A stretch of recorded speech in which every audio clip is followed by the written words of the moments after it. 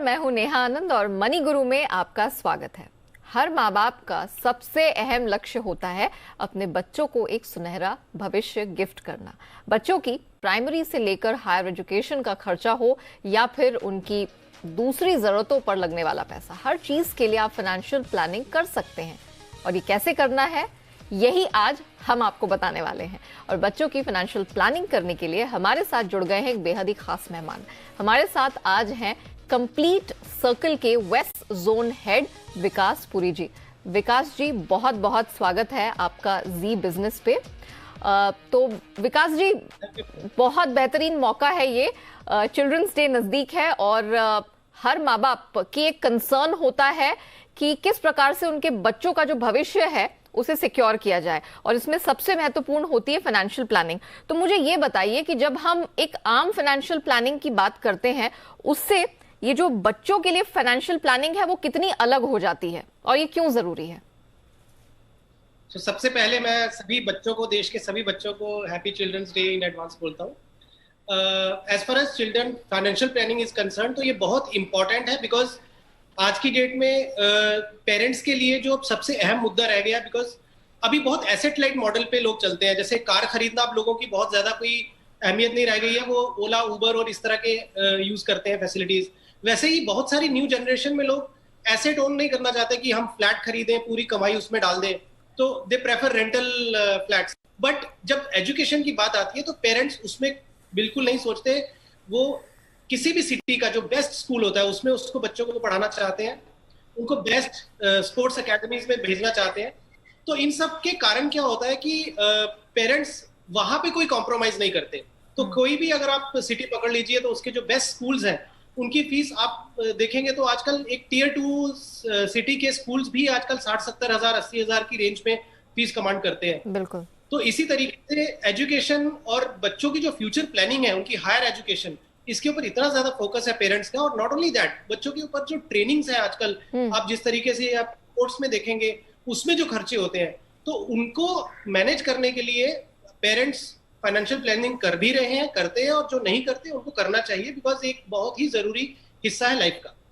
Okay, तो financial planning बच्चों के लिए, आपके बच्चों के भविष्य के लिए बहुत जरूरी है, क्योंकि बच्चे जब नर्सरी से ही या प्रेप से ही यहाँ पर दाखिला लेते हैं तो वहां से ही जो खर्चों का सिलसिला है वो शुरू हो जाता है। और हम चाहते हैं कि हमारे बच्चों को सबसे बेहतरीन चीजें मिले, उनके पर्सनालिटी डेवलपमेंट में आप किसी भी तरह की कसर नहीं छोड़ना चाहते। तो फिर जो स्कूल में जो ट्यूशन फीस होती है और जो बाकी डेवलपमेंट्स होते हैं उसके लिए पैसा लगता है और उसकी प्लानिंग जरूरी है। चलिए, ये तो हमने समझ लिया कि क्यों बच्चों के लिए अलग से फाइनेंशियल प्लानिंग जरूरी है। लेकिन मुझे ये बताइए कि क्या बच्चे होने से पहले से ये प्लानिंग की जाए? अमूमन क्या होता है कि जैसे हम लोग वर्कफोर्स में आते हैं, काम करना कोई शुरू करता है, उसके बाद वो अपनी फाइनेंशियल प्लानिंग पर ध्यान देते हैं। लेकिन जब बच्चे नहीं हैं, फिर भी क्या एक कपल, एक फैमिली पहले से ही उनके बारे में प्लानिंग करना शुरू कर दे? एब्सोल्युटली, बहुत जरूरी है। बिकॉज बच्चों के, जब आप बच्चों के रिलेटेड एक्सपेंसेस की बात करते हैं तो वो तो बच्चे पैदा होने के पहले भी शुरू हो जाते हैं। जब डॉक्टर्स के पास जाना है या उनको अच्छे हॉस्पिटल बुक करने हैं, अच्छे डॉक्टर्स कंसल्टेशन चाहिए उनको, और अब तो हॉस्पिटल्स पैकेज बना के देते हैं कि आपको रूम में किस तरह का डेकोरेशन चाहिए after the birth of the child. तो मेरा कहने का मतलब कि बच्चे होने से पहले ही अगर आपको आने वाले खर्चे नजर आना शुरू हो जाते हैं। बिकॉज बच्चों के, अगर आप डॉक्टर्स की फीस देखेंगे या उनके मंथ ऑन मंथ जो उनको वैक्सीनेशन लगती हैं, ये लगता है, तो कोई भी पेरेंट कॉम्प्रोमाइज नहीं करना चाहता, चाहे वो छोटा शहर हो या गांव हो या बड़ा शहर हो। उस शहर, उस एरिया के हिसाब से पेरेंट्स हमेशा बेस्ट करना चाहते हैं, और उस बेस्ट के लिए आपको पैसा चाहिए, और वो पैसा चाहिए तो प्लानिंग आपको पहले करनी पड़ेगी। इवन चाइल्ड प्लानिंग पहले ही लोग उसकी तैयारी शुरू कर देते हैं। बिल्कुल बिल्कुल। तो ये एक बहुत महत्वपूर्ण टेक अवे है कि आपका बच्चा नहीं है लेकिन आप बच्चे की प्लानिंग कर रहे हैं, तो उसके साथ ही आप उस बच्चे के फ्यूचर के लिए फाइनेंशियल प्लानिंग भी शुरू कर दे। चलिए, ये तो हम समझ गए, लेकिन पुरी साहब ये बताइए कि हम देख रहे हैं कि जिस तरह से महंगाई बढ़ रही है, हर चीजों की कीमतें बढ़ती चली जा रही हैं। आज मेरा बच्चा प्रेप में है, फिर प्राइमरी में जाएगा, फिर सीनियर सेकेंडरी, फिर कॉलेज, फिर फर्दर स्टडीज, और ये सिलसिला काफी समय तक चलने वाला है। तो महंगाई की दर एक जगह पे तो रहेगी नहीं, खर्चा भी बढ़ेगा। इसके लिए किस प्रकार से प्लानिंग की जाए? सो फर्स्ट ऑफ ऑल, जब हम किस बच्चों के लिए फाइनेंशियल प्लानिंग की बात करते हैं तो हमें एक क्लियर डेफिनेशन होनी चाहिए कि हम कितना पैसा अगर एक किसी की टेंडेंसी है कि वो बहुत खर्चालू किस्म के व्यक्ति हैं और वो सेव नहीं कर पा रहे हैं, नहीं करते हैं, तो उनके लिए तो जैसे सुकन्या समृद्धि जो फीमेल चाइल्ड होते हैं उनके लिए बहुत अच्छी ये ऑप्शन है कि आप पैसा उसमें जमा करते जाएंगे, पैसा लॉक होता रहेगा, तो आप क्या है उसको बहुत आसानी से खर्चा नहीं कर सकते या विथड्रॉ नहीं कर सकते। हाँ। वैसे ही आपका पीपीएफ ऑप्शन हो गया, तो ये एक बड़े ही सेफ ऑप्शंस हैं। फिर उसके अलावा आप ऐसे म्यूचुअल फंड्स ले सकते हैं जहां पे अगर चिल्ड्रन बेनिफिट फंड्स रहते हैं जहां लॉक इन रहता है 5 साल का, या आप मैच्योरिटी पे उसका जब बच्चा 18 साल का हो जाए उसके बाद वो पैसा विड्रॉ किया जा सकता है। तो इस तरीके के ऑप्शंस हैं यदि आप खर्चालू हैं।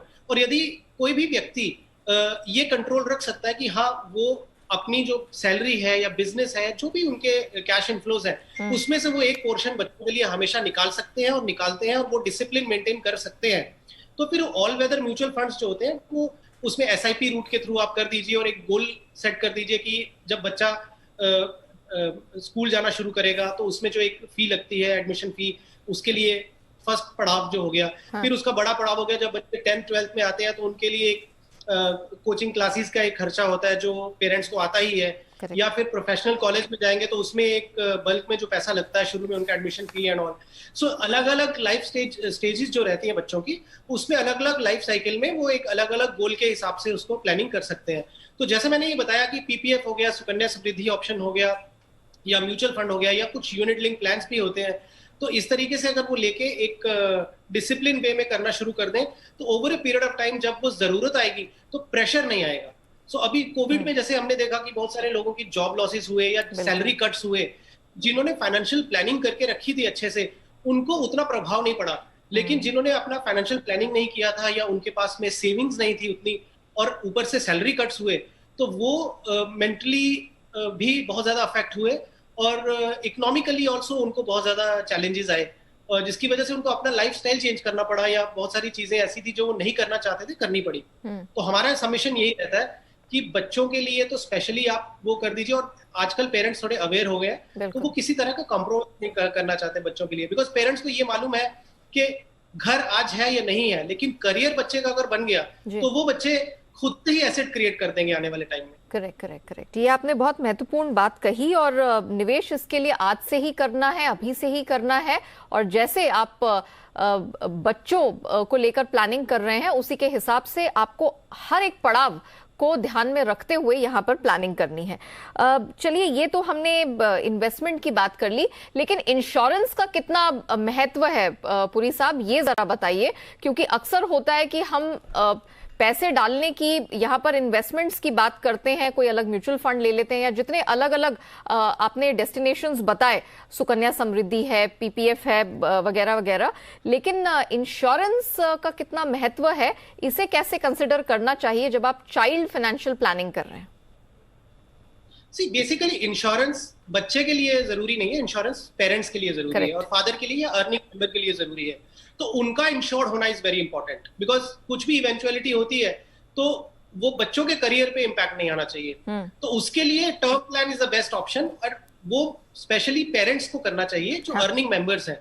तो बच्चों के लिए इंश्योरेंस, हाँ, बच्चों को आप हेल्थ इंश्योरेंस में जरूर जोड़ के रखिए, तो क्योंकि किसी तरह की हॉस्पिटलाइजेशन वो बच्चों में भी हो सकती है, बड़ों में भी हो सकती है, लेकिन फाइनेंशियल डिपेंडेंसी पेरेंट्स की होती है। तो पेरेंट्स को life insurance is very important for parents, तो उनका टर्म प्लान लेना बहुत जरूरी है, बिकॉज टर्म प्लान में क्या होता है कि प्रीमियम कम होता है बट रिस्क कवरेज बहुत हाई होती है। तो रफली एक 30-32 साल के अगर व्यक्ति है और उनका कोई 2 साल का 1 साल का बच्चा है या न्यूली बॉर्न बच्चा है, सो वो 30-32 साल के जो व्यक्ति हैं उनका यदि 1 करोड़ का उनको इंश्योरेंस लेना हो तो उनका एनुअल प्रीमियम एक बॉलपार्क फिगर है, ये एग्जैक्ट फिगर नहीं है, बट 17-18 हजार की रेंज में उनको साल का एक प्रीमियम आता है।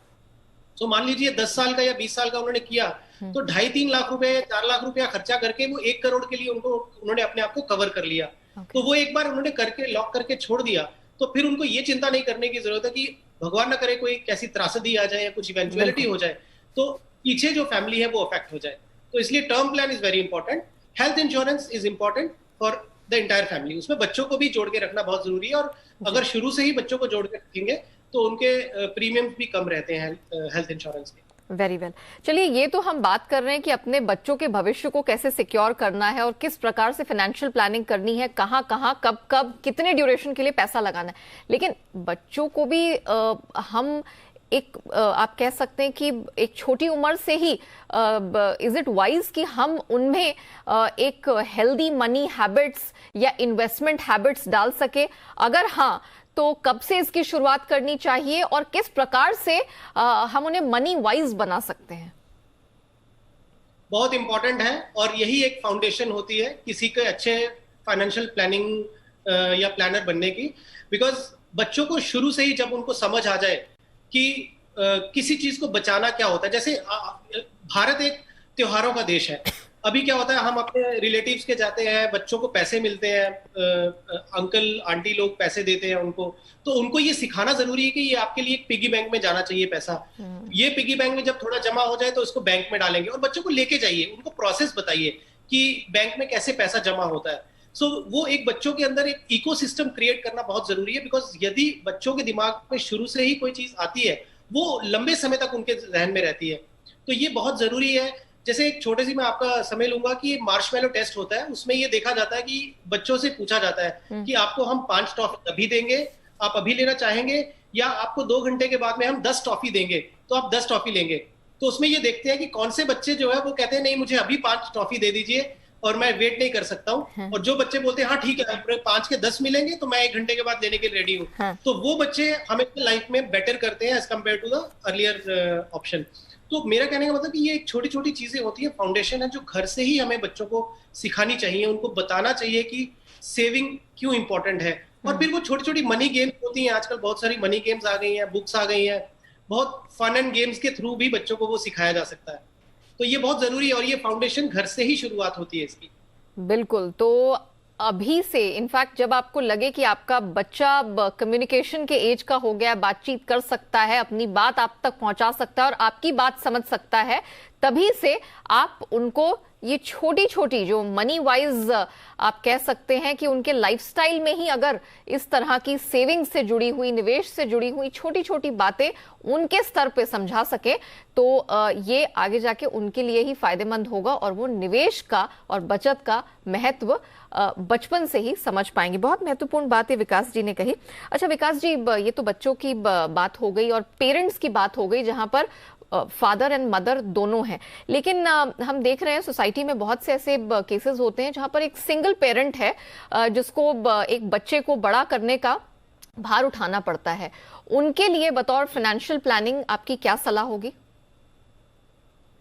क्योंकि रिस्पॉन्सिबिलिटी ज्यादा हो जाती है सिंगल पेरेंट के लिए, बहुत सारा आप जैसे इकोनॉमिक इंडिपेंडेंस की बात करते हैं तो वैसी नहीं हो सकती है, बिकॉज वहाँ पे सिंगल अर्निंग मेंबर है और फिर उनको बच्चे को आगे रेज करना है, पढ़ाना है। तो उनके लिए फाइनेंशियल प्लानिंग थोड़ी सी विजडम के साथ करना जरूरी है, एक्सपेंसेस को कट डाउन करना जरूरी है।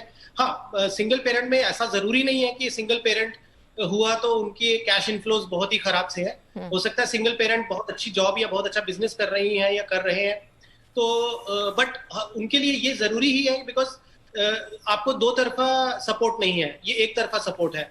और बच्चों के लिए अगेन बीइंग मतलब बच्चों को जब वो सिंगल पेरेंट देखते हैं तो कहीं ना कहीं बच्चे अपने स्कूल में या दूसरों आगे आगे पीछे के उसमें माहौल में देखते हैं कि हर जगह पे मदर फादर है और यहाँ पे एक सिंगल पेरेंट है, तो बच्चों के माइंड पे भी उसका इम्पैक्ट आता है। तो इसलिए बच्चों के साथ समय भी बिताना बहुत जरूरी हो जाता है ऐसे पेरेंट्स के लिए। और वो समय बिताने का आजकल आप वैसा तो है नहीं कि आप बंद कमरे में रहेंगे, तो समय बिताने के लिए आपको उनको घूमने फिरने लेके जाना जरूरी हो जाता है, उनको रिक्रिएशन उनके लिए बहुत जरूरी हो जाती है।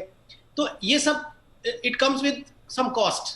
तो वो कॉस्ट क्या है, वो आपको इवेंचुअली आपकी सेविंग्स और आपकी फाइनेंशियल प्लानिंग ही आपको आगे ये काम लेके आएगी। बिकॉज ऐसा नहीं हो सकता कि बीइंग ए सिंगल पेरेंट आप पूरी लाइफ बच्चों के साथ एक छोटे घर में निकाल दें और उनको एक्सपोजर ना दें। बिल्कुल, वो एक रिस्पॉन्सिबिलिटी और बढ़ जाती है, और उसके लिए financial planning is definitely very very very important. Vikas Puri ji, मैं अब आपसे समझना चाहूंगी, आपने शो की शुरुआत में ही चिल्ड्रंस फंड का जिक्र किया था, तो सबसे पहले तो मैं जानना चाहूंगी कि आपके पसंदीदा, आपके बेस्ट पिक्स में कौन से चिल्ड्रंस फंड आते हैं, और मेरा दूसरा सवाल ये है कि इक्विटी फंड से ये किस प्रकार से भिन्न है? अगर आप डेट साइड की बात करेंगे तो सुकन्या समृद्धि मेरा one of my favourite investment option बच्चों के लिए, बिकॉज वो फीमेल चाइल्ड के लिए है और मेरी भी बेटी है। तो ये मुझे लगता है कि ये one of the best option है जो डेट साइड में अगर आप करते हैं। इक्विटी साइड में से क्या होता है कि म्यूचुअल फंड के अंडरलाइन अगर आप एसेट्स देखेंगे तो जैसे एसबीआई चिल्ड्रन बेनिफिट फंड है या एक्सिस चिल्ड्रन गिफ्ट फंड है या एचडीएफसी चिल्ड्रन गिफ्ट फंड है, सो ये एक साइकोलॉजिकली इन्होंने उसको एक चिल्ड्रन फंड का नाम दिया है, बट इनका अंडरलाइन एसेट्स देखेंगे तो ये जो बास्केट ऑफ स्टॉक्स है उसमें ही इन्वेस्टमेंट होता है, जो अच्छे स्टॉक्स हो गया जिसमें mid cap, small cap, large cap companies आती हैं, plus some portion of debt funds. So अब होता क्या है कि अगर आप एक ऑल वेदर म्यूचुअल फंड लेते हैं और अगर आप ये चिल्ड्रन स्पेसिफिक फंड्स लेते हैं तो डिफरेंस ये होता है कि चिल्ड्रन स्पेसिफिक फंड्स में लॉक इन रहता है, जैसे 5 साल का लॉक इन होगा या चिल्ड्रन 18 ईयर्स के हो जाएंगे उसके बाद में वो फंड एग्जिट के लिए अवेलेबल होता है। सो अगर मेरा ऑनेस्ट सबमिशन पूछेंगे तो कोई डिफरेंस नहीं है, आप कोई सा भी ऑल वेदर फंड जैसे रहते हैं, जैसे मल्टी कैप फंड्स हो गए या मिड कैप फंड्स हो गए या लार्ज कैप फंड्स हो गए, आप उसमें एसआईपी ले सकते हैं, उसमें बच्चों के नाम पे ले सकते हैं, बट अभी एज पर गाइडलाइंस बच्चों के नाम पे बैंक अकाउंट मैंडेटरी है, तो वो होना जरूरी है। तो यदि बच्चे के नाम पे बैंक अकाउंट है तो आप कोई सा भी म्यूचुअल फंड बच्चों के नाम पे ले सकते हैं। हाँ, जब वो 18 साल के हो जाएंगे तो बच्चों का केवाईसी होता है, जिसमें बच्चों का पैन कार्ड अपडेट होगा, आधार कार्ड अपडेट होगा और उनका फ्रेश केवाईसी होगा और उनके सिग्नेचर्स अपडेट होते हैं, जिसमें माइनर टू मेजर फॉर्म भर के वो करना पड़ता है, एक स्मॉल प्रोसेस है वो करना पड़ता है। तो एग्जिस्टिंग इन्वेस्टमेंट्स जो है वो बच्चों के कंट्रोल में आ जाती हैं, then kids can handle after 18 years. However यदि कोई व्यक्ति एक डिसिप्लिन से कोई नॉर्मल म्यूचुअल फंड भी करता है और उसमें, या फिर दूसरा तरीका है कि बच्चा अपने नाम पे इन्वेस्टमेंट ले लीजिए और बच्चों को नॉमिनी बना लीजिए। अच्छा, सो ये दो तरीके से कर सकते हैं।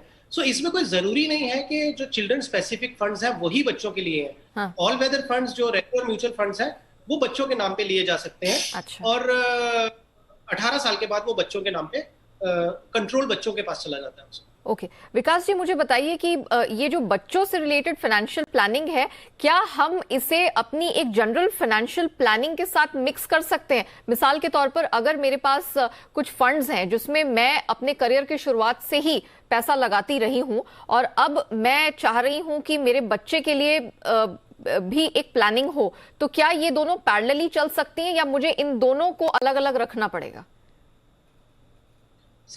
पैरेलली चल सकते हैं, बिकॉज कैसा होता है, फॉर एग्जांपल यदि किसी का गोल है कि मुझे बच्चे की एजुकेशन 12 से 14 साल के बाद में हायर एजुकेशन में पैसे की जरूरत पड़ेगी, तो उसके लिए एक उन्होंने एसआईपी शुरू कर दिया। ठीक है, उसके बाद उनको लगता है कि मेरा रिटायरमेंट होगा तो मुझे रिटायरमेंट पे 2 करोड़ या 3 करोड़ चाहिए, तो उसके लिए मेरे को लेट्स से हाइपोथेटिकली कि उनको 20 साल या 25 साल का टाइम है और उनको 2 या 3 करोड़ का कॉर्पस क्रिएट करना, तो उनको 30-40 हजार रुपए का एसआईपी शुरू करना पड़ेगा। तो वो 2 या 3 एसआईपी शुरू कर देंगे, वो उनकी रिटायरमेंट प्लानिंग के हिसाब से हो जाएगा। तो ये पैरेलल ट्रैक पे चल सकते हैं, इसमें जरूरी नहीं है कि आपको बच्चों के लिए अलग से ही प्लान कुछ लेना। तो इसीलिए मैंने ये बोला कि चिल्ड्रन फंड जो म्यूचुअल फंड्स की ऑफरिंग्स होती हैं वो साइकोलॉजिकली थोड़ा सा क्या होता है कि अगर आपको खर्चे की आदत है और आप डिसिप्लिन से नहीं कर सकते और पैसा विड्रॉ कर लेते हैं इन्वेस्ट किया हुआ, उनके लिए फिर ये चिल्ड्रन फंड जो है वो ज्यादा मायने रखते हैं। तो ऐसे फंड्स को आप चिल्ड्रन फंड ले सकते हैं, अदरवाइज ऑल वेदर फंड्स में पैरेलली आप चलाया जा सकता है इसको। ओके विकास जी, वैसे तो जहां बच्चों की फाइनेंशियल प्लानिंग का सवाल आता है, हम मोस्टली 15-20 साल या उनके बालिग होने तक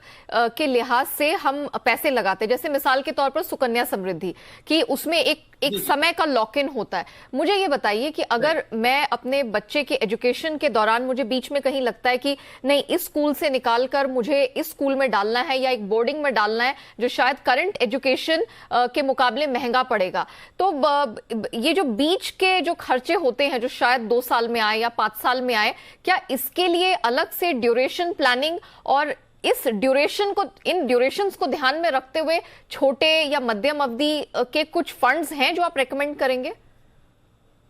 इसीलिए मैंने ये बोला कि जो ओपन एंडेड म्यूचुअल फंड्स होते हैं उसमें आप जैसे छोटी अवधि में कुछ आ जाए तो आप प्योर इक्विटी ना लेके बैलेंस एडवांटेज फंड्स ले लीजिए या हाइब्रिड फंड्स ले लीजिए, फिर रिस्क थोड़ा सा कम रहेगा। लेकिन आप उसका एक कॉर्पस क्रिएट कर सकते हैं पैरेलली, जो आप ये सोच के कि ये शायद आ सकता है या नहीं आ सकता। नहीं आया तो उसको कंटिन्यू करिए, आ गया तो आप विड्रॉ कर सकते हैं। और क्योंकि अगर अवधि बहुत ही छोटी है, मतलब 1 साल 2 साल की अवधि है, तो आपका रिस्क एपिटाइट थोड़ा सा कम हो जाता है, तो आप उसको प्योर इक्विटी में ना जाके हाइब्रिड या बैलेंस एडवांटेज फंड कैटेगरी है या आपका इक्विटी सेविंग्स फंड है उसमें कर लीजिए, बट हाँ उसमें आपको रिटर्न जो है उतनी नहीं आएगी जितनी इक्विटी फंड्स में आ सकती है। तो रिस्क रिवॉर्ड रेशियो है, ज्यादा रिस्क लेंगे ज्यादा रिटर्न के चांसेस है, बट आपका फिर टेन्योर भी लंबा होना चाहिए। अच्छा। तो वो अवधि जो बच्चों की मान लीजिए 10 या 12 साल के बाद में आपको पैसे की जरूरत है, हाँ। वो थोड़ा हाई इक्विटी एक्सपोजर लेके या उसमें लॉक इन वाले फंड्स आप ले सकते हैं। ठीक है। वो फंड्स जो आपको लगता है कि आपको बीच में भी जरूरत पड़ सकती है, वो ओपन एंडेड फंड्स में, जैसे ऑल वेदर म्यूचुअल फंड्स जैसे मैंने बोला, उसमें आप इन्वेस्टमेंट्स कर सकते हैं। विकास जी, मुझे ये बताइए कि बच्चों के लिए, मतलब फाइनेंशियल प्लानिंग तो एक तरफ हुई, लेकिन बच्चों के लिए विल बनाना कितना अहम है, कितना जरूरी है और कैसे कब किया जाए? सो विल बच्चों के लिए ही नहीं बल्कि विल बनाना ही बहुत जरूरी है। हालांकि नाउअडेज ज्यादातर लोग न्यूक्लियर फैमिलीज में रहते हैं, but still will is very important. Because हम लोगों ने अभी जो रिसेंट कोविड टाइम्स हुआ, हमने ये देखा कि इसमें बहुत यंग लोग भी चले गए और कोई प्लानिंग नहीं की थी, कोई विल नहीं बनाया था, अचानक से कुछ ऐसा हुआ और उसके बाद में जो पीछे जो लोग रह जाते हैं उनको बहुत तकलीफ होती है। तो विल बनाना हमेशा एक सहूलियत है अपने फैमिली मेंबर्स के लिए कि कल को भगवान ना करे कुछ ऐसा हो जाए तो एटलीस्ट जो पीछे मेंबर्स रह जाते हैं उनके लिए तकलीफ नहीं होती। तो विल एक डिफाइंड डॉक्यूमेंट है जो ये बताता है कि कौन सा पैसा, कौन सा एसेट किसके लिए है और किस पर्पस के लिए है और उसका ओनर कौन है। तो एसेट ओनरशिप आती है, बिकॉज नॉमिनी जब हम लिखते हैं म्यूचुअल फंड्स में या कहीं, तो वो कस्टोडियन है, वो एक्चुअली एसेट ओनर नहीं है। लेकिन विल जो होती है वो एसेट ओनरशिप के लिए क्लैरिटी दे देती है। तो विल बनाना बहुत जरूरी है और विल रिवाइज भी की जा सकती है। ऐसा नहीं है कि एक बार विल बना दी तो चेंज नहीं करते हैं। तो विल में अमेंडमेंट्स होती हैं, तो वो आप टाइम टू टाइम कर सकते हैं, 5-10 साल में उसको रिव्यू करके कि अगर आपको कोई चेंज करना है तो वो की जा सकती है। बट विल बनाना बहुत जरूरी है।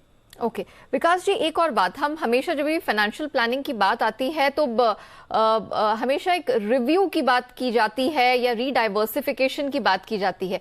क्या बच्चों की फाइनेंशियल प्लानिंग में भी ये लागू होती है, ये चीज या ये practice? See, review of investments is very important because markets बहुत डायनामिक होती हैं। हम केवल इंडिया स्पेसिफिक मार्केट्स के ऊपर ही डिपेंडेंट नहीं है, बिकॉज ग्लोबल जो भी होगा उसका इम्पैक्ट इंडियन मार्केट्स में भी आता है। So every now and then क्या होता है, हर 2-4-5 साल में बिजनेस डायनेमिक्स चेंज हो जाते हैं, मार्केट डायनेमिक्स चेंज हो जाते हैं, जियोपॉलिटिकल इक्वेशंस चेंज हो जाती हैं और उसके बेसिस पे कुछ सेक्टर्स अच्छा करने लग जाते हैं, कुछ सेक्टर ऑब्सोलीट हो जाते हैं अगर टेक्नोलॉजिकल एडवांसमेंट आती है। तो इसलिए एक्टिव जो रीवैल्यू है अपना या रिव्यू है पोर्टफोलियो का, वो ऐसा नहीं कि हर 3 महीने में करिए, but over a period of 1 to 3 years करते रहिए। और अगर आप किसी फाइनेंशियल एडवाइजर को एंगेज करके रखें तो वो आपको टाइम टू टाइम बताते ही रहते हैं कि कहाँ पे आप एडिशनल एलोकेशन कर सकते हैं। For example Covid just start ही हुआ था तो फार्मा फंड्स में एकदम से टैक्टिकल कॉल लिया और बहुत सारे एडवाइजर्स ने अपने इन्वेस्टर्स को बताया कि फार्मा कंपनीज में इन्वेस्ट कर दीजिए, यहाँ पे अच्छी अपसाइड लग रही हुआ। या अभी डिजिटाइजेशन पे बहुत हो रहा है, तो जैसे कुछ डिजिटल इंडिया फंड्स हैं या टेक्नोलॉजी फंड्स हैं, उसके ऊपर काफी ट्रैक्शन आया और उसने रिटर्न भी बहुत अच्छा दिया। सो ऑब्वियसली इसको हम टैक्टिकल कॉल बोलते हैं कि एक आपके ऑल वेदर फंड्स हैं जो फंडामेंटली पिछले 15-20 साल से चल रहे हैं और उनकी कंसिस्टेंसी रहती है, मल्टी कैप काइंड ऑफ उनका नेचर होता है। बट अगर आपको समय बदला है, परिस्थितियां बदलती हैं, तो उसमें टैक्टिकल कॉल कुछ लेना हो तो वो आप लीजिए और पोर्टफोलियो को रिव्यू करते रहिए time to time. So once in a quarter portfolio review करिए, चेंजेस जो है वो आप बेस्ड ऑन नेसेसिटी तभी कीजिए उसको। ऑलराइट, चलिए विकास पुरी जी, आपसे बात करके बहुत अच्छा लगा और हम उम्मीद करते हैं कि हमारे जितने दर्शक हैं जो यहाँ पर चाइल्ड प्लानिंग कर रहे हैं या जिनके बच्चे हैं और वो सोच रहे हैं कि बच्चों के लिए फाइनेंशियल प्लानिंग करनी है, तो आज अभी इसी वक्त आपको ये निर्णय लेना चाहिए ताकि आपके नन्हे मुन्नों का जो भविष्य है वो सुनहरा हो और उनकी आगे की राह है वो बेहद सुखद और आसान हो। Thank you so much Puri साहब हमारे साथ जुड़ने के लिए, इस विषय पर बात करने के लिए। तो मनी गुरु की खास पेशकश में फिलहाल इतना ही, मुझे दीजिए इजाजत, नमस्कार।